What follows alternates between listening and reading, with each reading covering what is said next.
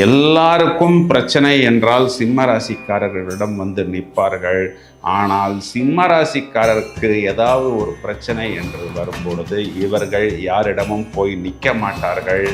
மேலும் எதிர்பார்ப்பின்றி உதவி செய்யக்கூடிய நபர்களாக நாம் இவர்களை காண முடியும். பிறகு அந்த தோல்வியை வெளியே சொல்ல முடியாத ஒரு நிலையை இவர்களுக்கு அந்த காதல் சம்பந்தப்பட்ட விஷயங்களில் ஏற்படுகிறது.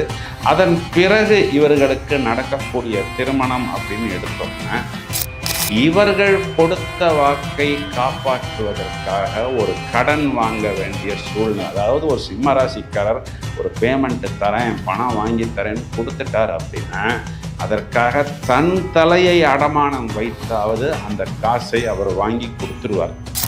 இதில் இன்னொரு விஷயம் சிம்ம ராசிக்காரர்களுக்கு சொல்கிறேன் என்னன்னா, இந்த சிம்ம ராசிக்காரர்கள் பொதுவாகவே ரொம்பவும் ஆக்டிவாகவும் சுறுசுறுப்பாகவும், ஏன்னா ராசி அதிபதி சூரியன்கிறதுனால காலில் சுடுதண்ணி ஊற்றுனது போல் ரொம்பவும் பரபரப்பாகவும் ஸ்மார்ட்டாகவும் ஒளி வீசக்கூடிய தேஜஸ் நிரம்பியவர்களாகவும். இப்போ இவங்களுடைய 8ஆம் வீடுங்கிறது கால புருஷ ராசிக்கு 12ஆம் ராசி, அது விரயத்தை கொடுக்கிறது. அதனால் இவர்களுக்கு ஸ்திரீ சாபம், கடன் சம்பந்தப்பட்ட பிரச்சனைகள், இடம் பூமி சம்பந்தப்பட்ட விஷயங்களில் வம்பு வழக்கு, நிறைய பேருக்கு பணத்தை கொடுத்து விட்டு அந்த பணம் திரும்ப கிடைக்காமல் முடங்கி போகக்கூடிய ஒரு சூழ்நிலை